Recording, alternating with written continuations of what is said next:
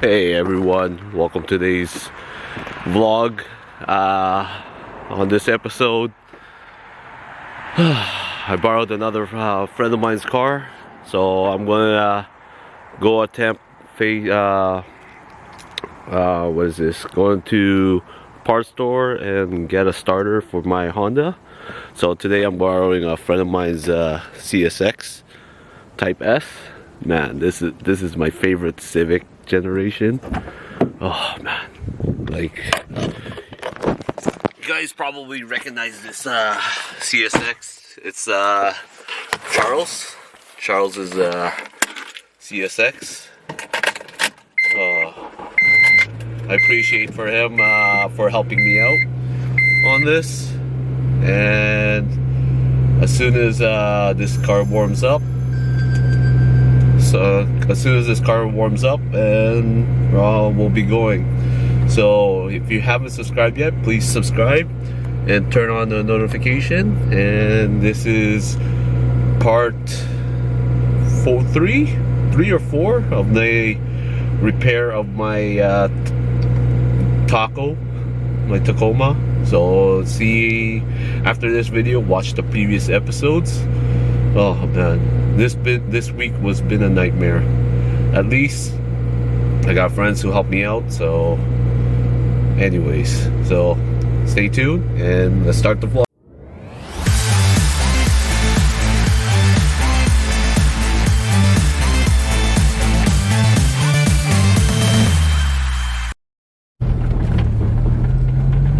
Hey everyone, so I would like to thank again Charles and for helping me out for using this vehicle. So it's going to be another day of using one of my friend's vehicle. Woo. So we're going to go to another parts store, and I'm going to buy an alternator for my Honda. That way I can get that going, and that's my tools. Get that going, and getting that way I can start using that my other backup just to move around, because it's hard to borrow other people's vehicles. Well, for me, I don't like borrowing other people's vehicles, and because they don't know how the person drives. They know how I drive, but they know that I'm like alertness and careful with it, because I treat it as like their own vehicle. But anyways, let me talk about this Acura CSX. It's basically an 8th gen Civic 4-door Type S.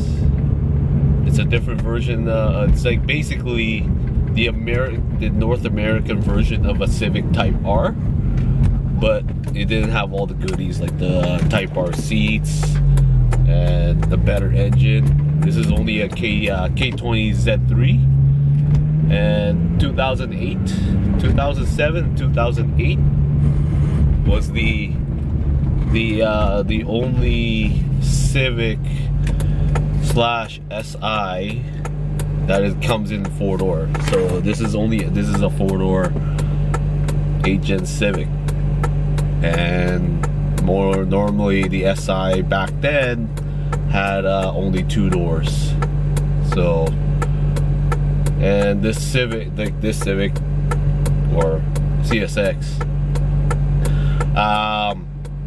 my brother had one of these too, exactly the same one, but his was on the LX, a 4-door LX, and had 5-speed manual instead of a 6-speed, and it just had a normal vehicle or normal engine, R18. Anyways, so in the next clip, I'll just zoom by, and we're gonna go to the parts store, and yeah.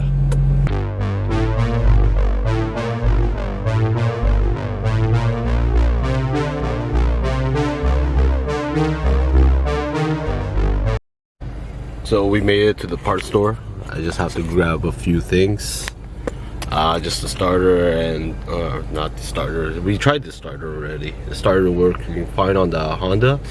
It's because it's really hard to get a picture of it, because when somebody else was driving it, they just explain what's going on, and they don't pay attention to the dash or any signs on fatigue on a vehicle. All people do, they just know how to drive. They don't see any lights on the dash or all sorts of stuff. They just don't pay attention what's the symptoms. So when I found out on the Honda the starter works, that's good. So it was not giving enough charge, so the alternator needs to be replaced. The alternator is not giving enough electricity, is draining the battery, so that's why it's not starting. So what's the scenario? So I have to replace the alternator. So I have to go buy it, and yeah, so by the time that I come back, I'll already have it with me, and it's going to be tested before I put it in. I'm going to ask, because every time I go to the parts store, like this specifically, I always ask them to test it first before they give it to me, because I have it in the past. Some of the alternators didn't work right off the shelf. So quick tip, before you buy it, get it tested first. So I came in, got the alternator. Apparently they couldn't test it because they don't have the proper software. I don't know why they don't have the they haven't updated yet. So he was telling me go take it somewhere else, and if there's any problem, there's a phone number on inside the manual or the box, and call that directly and tell them that your situation with, or bring it back. And yeah, the thing though too is I want to get it tested, because I had the previous experience with my Sentra. I put an alternator in, brand new like this, put it in, and once it's all together hooked up, it's not charging properly. So that's why the point is I want to get this tested before I put it in. That way I don't have to take it off or put it on and take it out again, because I want to do it just one time thing. So learn a lesson from my previous experience. Test it first, even the starter too. Test it first before you put it in. Okay? Once you see this video, I'm going to be working on the Honda Fit, and I'm gonna change the alternator. Man, this thing is pricey, and they have only a $7.50 core charge, but this one is the only one in the city, so I might as well get it done, and that way I have another vehicle for me. My backup is actually running properly. Hey everyone, so I'm in front of the Honda Fit now, so I'm gonna start replacing the alternator. I'm gonna do just a few clips on it, so I don't want anybody to I'm just gonna just record as much as I can. Anywho, so that's what I'm gonna do, replace the alternator, and then Charles, I think it has a booster cable here in the back, so after that I'm just gonna let it run, let the battery charge itself, and hopefully after that there's no more problem with this car. Well, I know there's an oil leak here for this vehicle. I never got around it, and the body I need to work on. Oh, I really wish I have a garage. That's what I've been waiting for a long time, wanting for a long time, instead of working outside. I want my own personal space just to work on a couple of vehicles.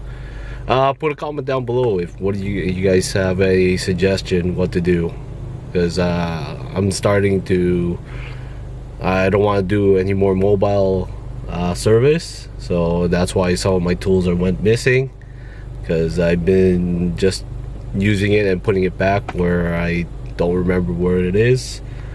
Anyway, so I'm gonna start taking apart this old one and